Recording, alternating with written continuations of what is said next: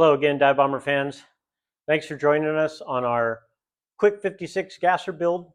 Today we're going to be filling some holes in on the firewall and underneath the car.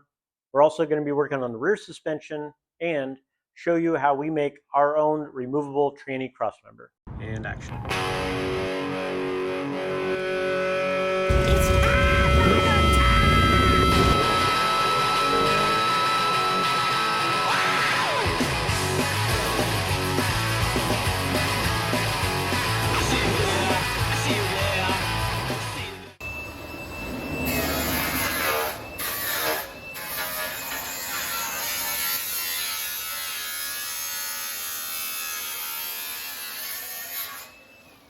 Okay, so this morning we got all the holes filled in for like the heater and all the backside of the firewall pad.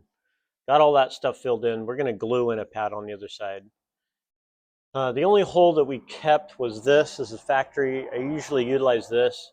I don't know what we're going to do with the windshield wipers right now, so I'm going to leave that. And then also the steering column. We usually patch this in because normally we have it in the factory position, but I have a super secret spy thing we might be doing. So for now, we're just going to leave it.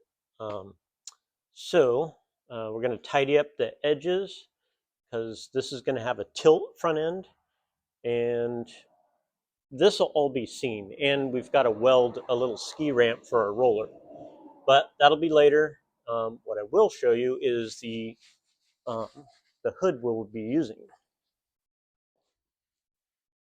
So I can't remember if we got a hood with this project car or not, but my customer found this on Marketplace, and this has a Thunderbolt hood scoop bubble thing with open back. So this will make a great addition for this Gasser. So we're going to utilize this steel.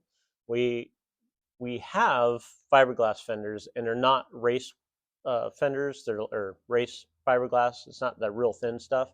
So if we utilize that, we're going to have to bolt it to the side, or we will utilize the steel fenders that we have and probably weld this together. It makes it a little bit more sturdy. That's how we did the 55. And when we get to that point, we'll show you how we do the tilt and then the little ski ramp. So one person can tilt it up and not be a big ordeal for two people. Okay, so today we are going to make the track bar. So we make these little brackets that has a center hole that goes onto the ladder bar, driver rear lower portion of the ladder bar. And then we'll make another one, and it'll go on the passenger front pivot point of the ladder bar. So we're going to make the other one of these, bolt them both up, get a center to center measurement, and then make our bar. Okay, so we made our track bar and we tacked the tube on there, and we're waiting to finish weld it in case we need to make it shorter. And now we are going to clean the frame off and make all the parts for the removable tranny crossmember. So we're going to go ahead and make all the parts for the removable tranny crossmember. This is one of them. We're going to cut some more out and take them over to the grind table, get them cleaned up, and get them all bended and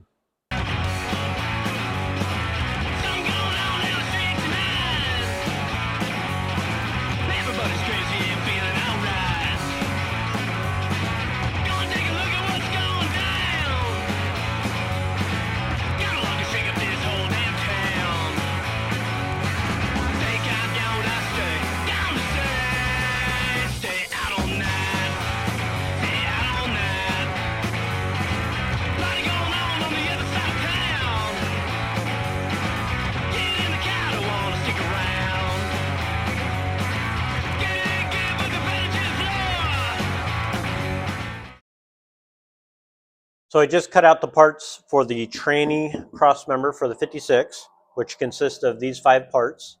So we have our frame mount, then our tube mount.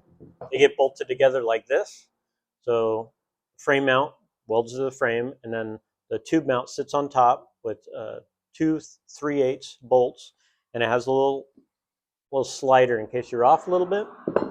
Then you'll add your piece of tubing that goes to the other set. Plus, I have this the tranny, the rubber mount. The tranny mount has 3 positions. So some GM mounts have the 2 holes. One has that single stud. I also added an access hole here so you can actually get the mount that goes into the tranny part out if you needed to. And then it's notched for your tube right here. I also added these 3 holes, 1/4-inch holes, for most of the B&M and Hurst shifters. The cable comes off the passenger side, loops around the back side to the driver's side. And just so it doesn't dangle or get caught up in anything, if it's secured right here with a couple zip ties, it's like a nice addition. We're going to offer this in a set, and then you just have to add your tube and then, of course, weld all these bend lines up. It'll come all flat. You just bend it in a vise. It's pretty easy, pretty universal. So I'll show you a little image of one sitting on our little hot rod chassis right here.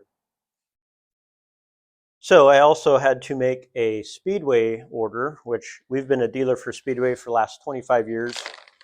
And I threw this on here for the 56. Got a killer silver metal flake steering wheel for the Quick 56. And we're going to do something a little bit different on the steering on this one. So we got this quick release steering hub, and it's got a little hexagon pattern right there, and it's got a little slot with a detent. And then we just weld a piece of 3/4 OD tubing right there, and then it's got our 3 bolts to attach to that. And I will leave the part numbers for this in the description. Okay, so now we have the outer ladder bar bracket welded in, and we've got some bracing material here that we're going to mark and bend, so that way it follows the contour here. We're going to get the front and the top boxed in. And then I think what I'm going to do is take the rear ladder bar brackets and tack weld them in the very tips on the end, and then get a solid bar that will go in between the top of the axle and the bottom of the frame, so that way it's a little bit more solid, because we still don't have the housing just yet, and we got 90% of the patchwork done on the body. But the other thing we have to do is where there's body mounts on the cab that aren't there, we have to make them. So I think we're going to roll it out there, get the body on here, bolt down what we have, and then make what we don't have, so that way that portion's done. And then after that, we may put the Gasser kit on there. So we can always do the cage later, but at some point the body has to come off, so that way we can get all this stuff painted. But it'll be a good time to mock up the gas tank and all that. So anyway, I think that's what we're going to do. So let's get to it. We're going to go do a little walk around on the 56 and see what we got patched. So there was some rust spots here. The bottom has a big old patch. Let's see. Got this. I think it's the antenna hole. Got all patched. And then right in the corners were pretty bad. And yeah, down in here. Still got to work on some stuff up here. And then the back was about the same. And in the corners, a lot of the corners, there's a bolt that passes through with one of the trim pieces, and I think that just directs water into this corner. But yeah, this was all pinholed. We got it all welded up.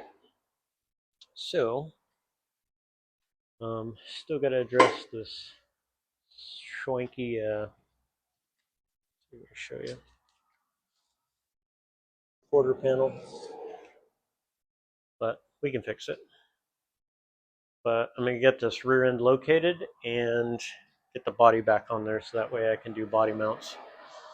And then probably put the Gasser kit on there, just because A, I have it, and B, it'll be easier to move around. Right now the front end's kind of like both tires are wanting to do whatever they want, which is not optimal. So we will get on it.